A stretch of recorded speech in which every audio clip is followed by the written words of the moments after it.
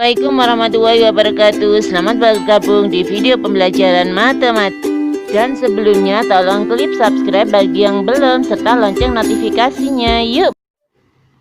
Halo, pada video ini kita akan belajar tentang kombinasi. Kombinasi adalah banyaknya penyusunan suatu unsur dengan tanpa memperhatikan urutan atau letak. Nah, pada soal-soal kombinasi tidak disebutkan apakah dia termasuk soal kombinasi atau permutasi. Nah, kalau kalian masih bingung dengan perbedaan permutasi sama kombinasi, bisa kalian lihat di video yang khusus membahas tentang perbedaan kombinasi dan permutasi gitu ya. Nah, rumusnya kombinasi dituliskan dengan N kombinasi R, NCR gitu ya, sama dengan N faktorial per N min R faktorial kali R faktorial. Nah, contohnya, dari 10 siswa akan dipilih 3 siswa untuk mengikuti lomba.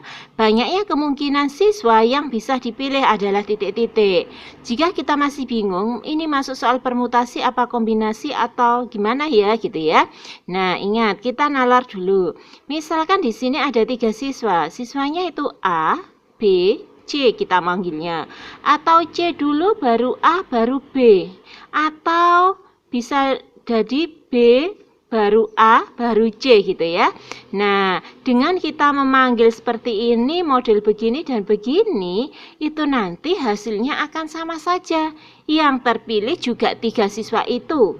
Menang atau kalahnya dia sudah menjadi dalam satu regu gitu kan. Nah, kalau ini berarti tidak memperhatikan urutan.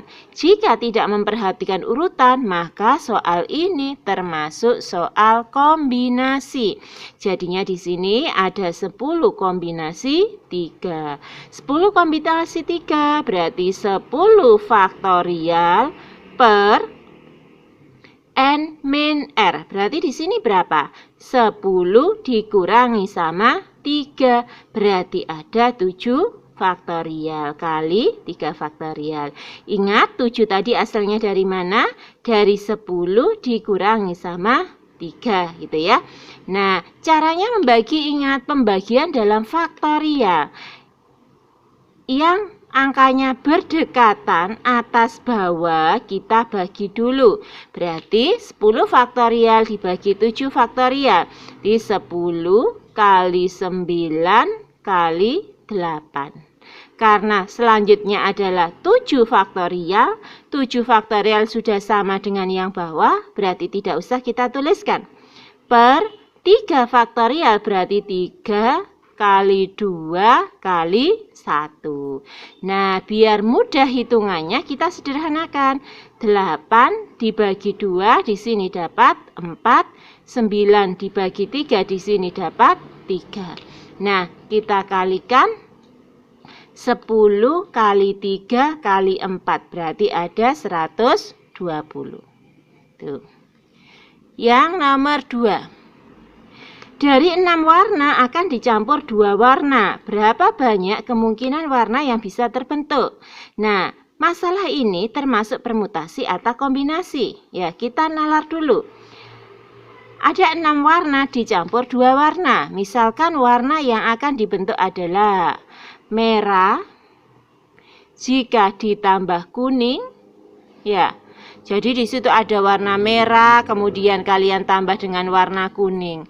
Hasilnya ada warna apa? Hasilnya adalah warna oranye. Nah, atau kita buatnya gini, kuning dulu, baru kita kasih merah.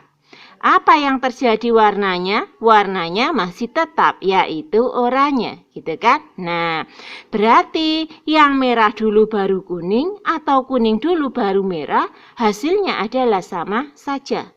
Jika dibolak-balik hasilnya sama, maka permasalahan ini, soal ini adalah termasuk kategori dari kombinasi, gitu kan? Nah, sekarang berapa kombinasi berapa? Tadi ada 6 warna dicampur 2 warna. Berarti 6 kombinasi 2. Cara menghitung kombinasi seperti tadi. 6 faktorial per Bawahnya adalah 6 dikurangi 2. 6 dikurangi 2 berapa? 4. 4 faktorial. Kali R-nya. R-nya adalah 2. Berarti 2 faktorial. Nah, kita baginya adalah dari angka yang berdekatan dulu. Kenapa tidak dari 6 faktorial per 2 faktorial? Karena angkanya lebih jauh. Kalau angkanya lebih jauh, maka hitungannya lebih besar, gitu kan? Jadi kita mencari hitungannya yang sederhana. Sebenarnya tidak salah, cuma untuk lebih sederhananya kita ambil angka yang berdekatan. Nah sekarang 6 faktorial dibagi 4 faktorial berarti 6 kali 5. Selanjutnya 4 sudah sama dengan yang bawah. Kemudian 2 faktorial berarti 2 kali 1. Nah 6 dibagi 2 berarti di sini dapat 3. 3 kali 5 berarti ada 15. Soal lagi, banyak garis yang dapat dibentuk dari 5 titik adalah, nah, definisi dari garis. Garis itu bisa dibentuk dari 2 buah titik. Misalkan di sini saya punya titik A dan titik B. Saya hubungkan, yang pertama saya menghubungkan dari A ke B. Dan yang kedua, saya akan menghubungkan dari B ke A.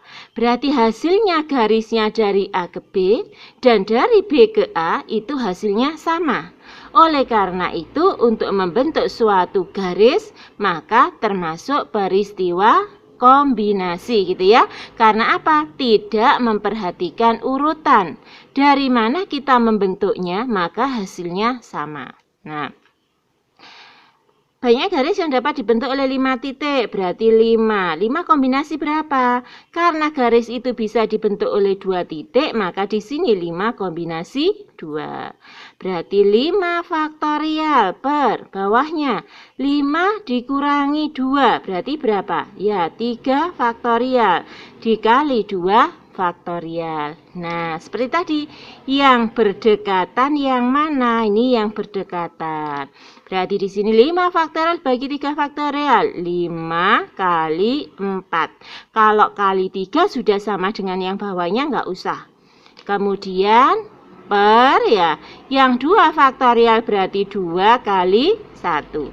Disederhanakan, 4 dibagi 2, berarti di sini dapat 2. 5 kali 2 berarti ada 10. Tuh. Yang nomor 4. Banyaknya segitiga yang dapat dibentuk dari 10 titik, di mana tidak terdapat 3 titik yang segaris. Nah, sekarang ada segitiga yang dibentuk dari 10 titik. Segitiga itu bisa dibentuk dari 3 titik. Misalkan di sini saya punya titik A, kemudian titik B, kemudian titik C. Nah, dari titik-titik itu dihubungkan. Yang pertama saya akan membuat dari A ke B, A ke B, dari B ke C, kemudian dari C ke A. Hasilnya segitiganya seperti ini. Kemudian yang kedua, saya akan membentuk segitiga dari A ke C, dari C ke B, dari B ke A. Gitu. Nah, berarti dari manapun kita membentuk segitiga dari 3 titik itu, hasilnya sama segitiga ini. Ya, maka untuk membentuk segitiga dari 3 titik itu, tidak memperhatikan urutan, dari manapun kita membentuknya hasilnya akan tetap sama. Berarti peristiwa ini termasuk peristiwa kombinasi. Maka 10 kombinasi 3 gitu ya. 3 dari mana? Karena segitiga itu dibentuk oleh 3 titik. Berarti 10 kombinasi 3 seperti rumusnya 10 faktorial per 10 dikurangi 3 berarti 7 faktorial dikali 3 faktorial. Nah, caranya seperti tadi. Kita ambil yang berdekatan untuk menyederhanakan. Berarti di sini sama dengan 10 kali 9 kali 8. Selanjutnya 7 faktorial sudah sama, tidak usah dituliskan. Maksudnya sama atas bawah, jadi disederhanakan gitu ya. per 3 faktorial, berarti 3 kali 2 kali 1. Nah, yang bisa dibagi sekarang, 9 dibagi 3 dapat 3, 8 dibagi 2 dapat 4. Kita kalikan, 10 kali 3 kali 4, berarti di sini ada 120. Nah, satu soal lagi yang berkaitan dengan kombinasi. Seorang siswa diharuskan mengerjakan 8 dari 10 soal yang tersedia. Nah, jika nomor 2 dan 5 wajib dipilih, maka banyaknya pilihan siswa tersebut mengerjakan soal adalah titik-titik gitu ya. Nah, di situ ada 10 soal. Kemudian dikerjakan ya. Yang disuruh dikerjakannya adalah 8 soal. Nah, dari 8 soal ini yang nomor 2 dan 5 itu wajib. Nomor 2 sama 5 wajib. Berarti dari 8 soal ini yang 2 sudah wajib. Berarti yang memilih tinggal berapa? Memilihnya tinggal 6 soal. Nah, yang bisa dipilih di sini adalah tinggal 8 soal gitu ya. 8 soal dari mana? Ada 10 soal, yang 2 sudah wajib. Berarti yang dipilih tinggal 8. Nah, yang 6 tadi kita disuruh mengerjakan 8 soal, tapi 2-nya wajib. Berarti yang memilih tinggal 6. Nah, ada 8 soal, dipilih 6 soal. Berarti di sini 8 kombinasi 6. Ngitung 8 kombinasi 6 berarti 8 faktorial per 8 dikurangi 6 berarti 2 faktorial kali 6 faktorial. Nah, kita menghitungnya adalah angka yang berdekatan. Angka yang berdekatan berarti di sini 8 kali 7. Dibagi 2 faktorial. 2 faktorial itu berarti 2 kali 1. Kemudian kita sederhanakan 8 bagi 2 berarti dapat 4. 4 kali 7 berarti 28. Nah, semoga dari 5 soal tadi bisa menginspirasi kalian, bisa membedakan ya bagaimana soal itu permutasi atau kombinasi. Bagaimana jika soal itu memperhatikan urutan dan tidak memperhatikan urutan. Jangan lupa saksikan juga video tentang perbedaan permutasi dan kombinasi. Terima kasih sudah menyaksikan videonya sampai selesai. Jangan lupa klik subscribe, like, dan share ke teman-teman kalian. Semoga videonya bermanfaat. Assalamualaikum warahmatullahi wabarakatuh.